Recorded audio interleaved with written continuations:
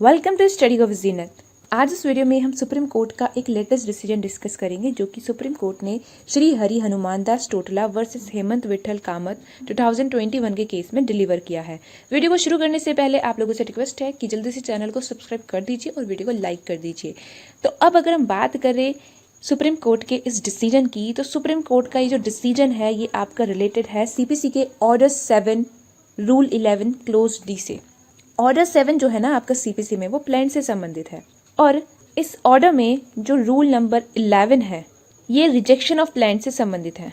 इसके अलावा rule number जो 10 है वो आपका रिटर्न ऑफ प्लान से संबंधित है। ये प्री में अक्सर पूछ लिया जाता है जुडिशरी में कि कौन सा रूल किससे संबंधित है, तो रूल नंबर 10 और रूल नंबर 11 बहुत पूछे जाते हैं। तो रूल नंबर 11 जो है ये रिजेक्शन ऑफ प्लान से संबंधित है और इसको सेक्शन 2 के क्लोज 2 के तहत डीम्ड डिक्री भी माना जाता है। ये चीज़ें तो आपको पता ही होंगी। इसके अलावा ये चीज़ भी आपको पता होनी चाहिए कि अगर रिजेक्शन ऑफ लैंड कर दिया जाता है तो ऑर्डर 7 के रूल 13 के तहत फ्रेश प्लांट प्रेजेंट करके सेम सूट के किया जा सकता है, इंस्टीट्यूट किया जा सकता है।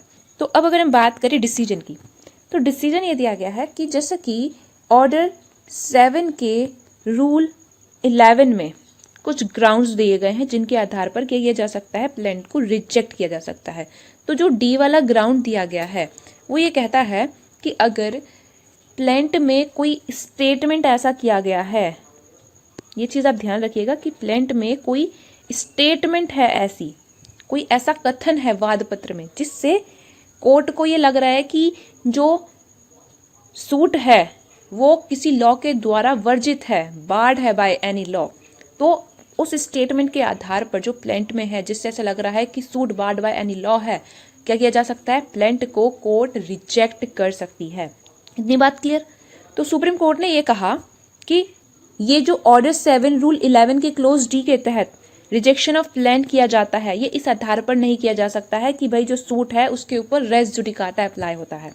क्यों ऐसा कहा सुप्रीम कोर्ट ने? सुप्रीम कोर्ट ने ये कहा कि किसी पर्टिकुलर सूट पे या फिर किसी पर्टिकुलर इशू पे रेस जुडिकाटा अप्लाई होता है या नहीं होता है, इस चीज का एडजुडिकेशन करने के लिए, इस चीज को डिसाइड करने के लिए, इसको जुडिशियली डिटरमाइन करने के लिए रिक्वायर होता है कि जो प्लीडिंग्स हैं, प्लीडिंग्स मतलब as per order 6 of CPC, pleading का मतलब होता है प्लांट या रिटर्न स्टेटमेंट। तो ये कह रहे हैं कि ये चीज डिटरमाइन करने के लिए कि किसी पर्टिकुलर सूट पर या किसी पर्टिकुलर इशू पर रेस जुडिकाटा अप्लाई होता है या नहीं होता है, इस चीज को डिटरमाइन करने के लिए प्लीडिंग्स को कंसीडर करना पड़ता है, इश्यूज को कंसीडर करना पड़ता है और प्रीवियस सूट का जो डिसीजन है उसको कंसीडर करना पड़ता है।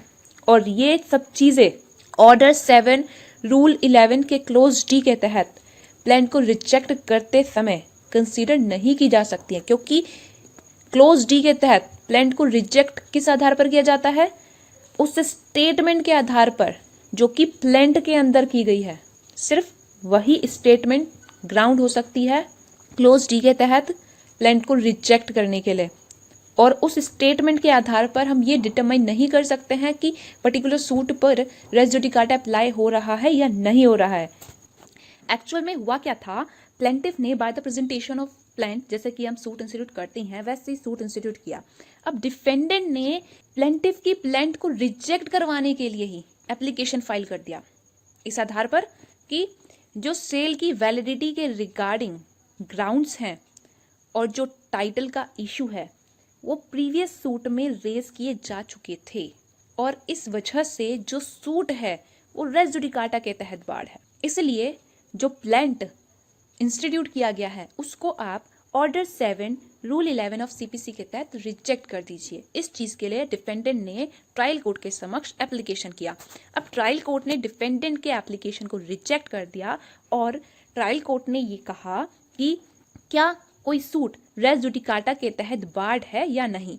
इस चीज को ऑर्डर 7 रूल 11 ऑफ सीपीसी के तहत डिसाइड नहीं किया जा सकता है, बल्कि इसको सूट के तहत डिसाइड किया जाएगा कि कोई सूट रेस जुडिकाटा के तहत बार्ड है या नहीं। इसको सूट के तहत डिसाइड किया जाएगा। ट्रायल कोर्ट ने जो ऑर्डर दिया उसके अगेंस्ट रिवीजन पिटीशन फाइल किया गया हाई कोर्ट में और हाई कोर्ट ने रिवीजन पिटीशन को डिसमिस कर दिया। अब इस चीज की अपील की गई सुप्रीम कोर्ट में, तो सुप्रीम कोर्ट की जो बेंच थी जिसमें शामिल थे जस्टिस DY चंद्रचूड़ और MR शाह, इन्होंने ये कहा कि order 7 rule 11 close D of CPC के तहत प्लेंट को रिजेक्ट किया जाएगा कब? जब प्लेंट में कोई ऐसा स्टेटमेंट है जिससे ये अपीयर होता है कि suit barred by any law है, किसी लॉ के तहत वर्जित है। तो प्लेंट में किए गए स्टेटमेंट के आधार पर क्या किया जाएगा? प्लेंट को रिजेक्ट कर दिया जाएगा अगर स्टेटमेंट से ऐसा अपीयर होता है कि suit barred by any law है, सूट किसी विधि के तहत वर्जित है। इसीलिए इस चीज को डिसाइड करने के लिए कि क्या suit barred by any law है, हम सिर्फ क्या देखते हैं? प्लेंट में किया गया स्टेटमेंट। यानी कि इस आधार पर प्लेंट को रिजेक्ट करने के लिए कि भाई जो सूट है वो बार्ड बाय एनी लॉ है, हम सिर्फ स्टेटमेंट को ही रेफर करेंगे। ये चीज हम सिर्फ प्लेंट में किए गए स्टेटमेंट से ही डिटरमिन करेंगे, ना कि किसी अदर मटेरियल के आधार पर, ना कि रिटन स्टेटमेंट के आधार पर। लेकिन अगर हम ये चीज देखें कि सूट रेस जुडिकाटा के तहत बार्ड है या नहीं, इस चीज को डिटरमिन करने के लिए हमें काफी सारी चीजें रेफर करनी पड़ती है, लाइक प्लीडिंग्स रेफर करनी पड़ती है, इश्यूज रेफर करने पड़ते हैं, और प्रीवियस सूट में क्या डिसीजन आया था वो रेफर करना पड़ता है। इसके अलावा कोर्ट ने काफी सारे जो डिसीजन है रेस जुडिकाटा के संबंध में उन सभी को ऑब्जर्व किया और कुछ बातें कही, जैसे कि सुप्रीम कोर्ट ने कहा कि क्या सूट लॉ के तहत बार्ड है, इस आधार पर प्लेंट को रिजेक्ट करने के लिए हम सिर्फ प्लेंट में किए गए अवमेंट्स को ही रेफर करेंगे। जो प्लेंट में स्टेटमेंट किए गए हैं सिर्फ उन्हीं को आधार बनाकर हम प्लेंट को रिजेक्ट कर सकते हैं कि ये जो स्टेटमेंट है इससे हमें अपीयर हो रहा है कि जो सूट है वो बार्ड बाय एनी लॉ है। तो सिर्फ हम स्टेटमेंट के आधार पर कर सकते हैं, हम सिर्फ स्टेटमेंट को रेफर कर सकते हैं, किसी अदर मटेरियल को रेफर नहीं कर सकते हैं। दूसरी चीज ये कही कि एप्लीकेशन के मैरिट को डिसाइड करने के लिए डिफेंडेंट की डिफेंस सूट में कंसीडर नहीं की जानी चाहिए। तीसरी चीज ये कही कि ये चीज डिटरमिन करने के लिए कि सूट रेस जुडिकाटा के तहत बार्ड है या नहीं, क्या क्या चीज जरूरी होती है? पहला, प्रीवियस सूट डिसाइड किया गया होना चाहिए। दूसरी चीज ये कि जो इशू सब्सिक्वेंट सूट में आया है वही directly and substantially farmer suit में इशू में था। तीसरी चीज, जो फॉर्मर सूट था वो सेम पार्टीज के बीच में था, जो सब्सिक्वेंट सूट में पार्टी हैं वही पार्टीज फॉर्मर सूट में थी, या फिर उनके लीगल रिप्रेजेंटेटिव उनके तहत क्लेम कर रहे हैं, under the same title litigate कर रहे हैं। और चौथी चीज ये कि जो इशू है वो कॉम्पिटेंट कोर्ट के द्वारा एडजुडिकेट किया गया था और फाइनली डिसाइड किया गया था।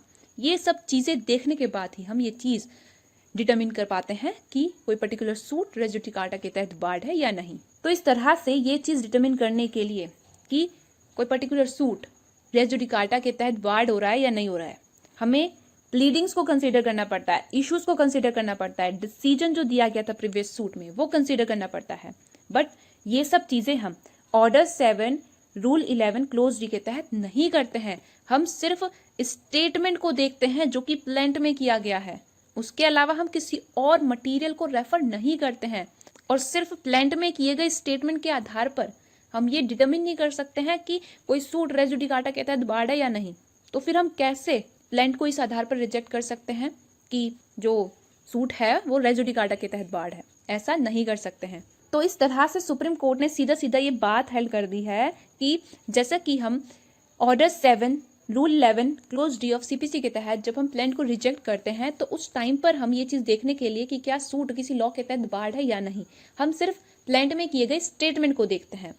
तो सिर्फ हम उस स्टेटमेंट के आधार पर हम ये चीज नहीं डिटरमिन कर सकते हैं कि क्या सूट रेस जुडिकाटा के तहत बार्ड है या नहीं। तो इसीलिए order 7 rule 11 close D of CPC के तहत प्लेंट को रिजेक्ट करने का रेस जुडिकाटा आधार नहीं हो सकता है। तो ये था सुप्रीम कोर्ट का लेटेस्ट डिसीजन जो कि आज की वीडियो में हमने कवर कर लिया है। आपको ये वीडियो कैसा लगा मुझे कमेंट करके बताइएगा। वीडियो अच्छा लगा तो लाइक करना, चैनल को सब्सक्राइब करना और वीडियो को ज्यादा से ज्यादा शेयर जरूर करना। इसके अलावा कुछ इंपॉर्टेंट चीजें आपको बतानी थी कि सीपीसी के हमारे पीडीएफ नोट अवेलेबल हैं। अगर आपको वो खरीदने हैं तो उनको खरीदने के लिए आप हमारे ईमेल एड्रेस पर मेल कर सकते हैं और हमारा ईमेल एड्रेस हमने डिस्क्रिप्शन में डाल दिया है। इसके अलावा हरियाणा जुडिशरी प्रिलिमिनरी एग्जामिनेशन के लिए हमने टेस्ट सीरीज बनाई है, वो भी अवेलेबल है। उनको खरीदने के लिए भी आप हमारे ईमेल एड्रेस पर मेल कर सकते हैं। इसके अलावा अगर आपने हमें इंस्टाग्राम पर, टेलीग्राम पर फॉलो करना है तो उन सभी के लिंक हमने डिस्क्रिप्शन में डाल दिए, एक बार आप जरूर चेक कर लेना। तो आज की वीडियो के लिए बस इतना ही, मिलते हैं नेक्स्ट वीडियो में।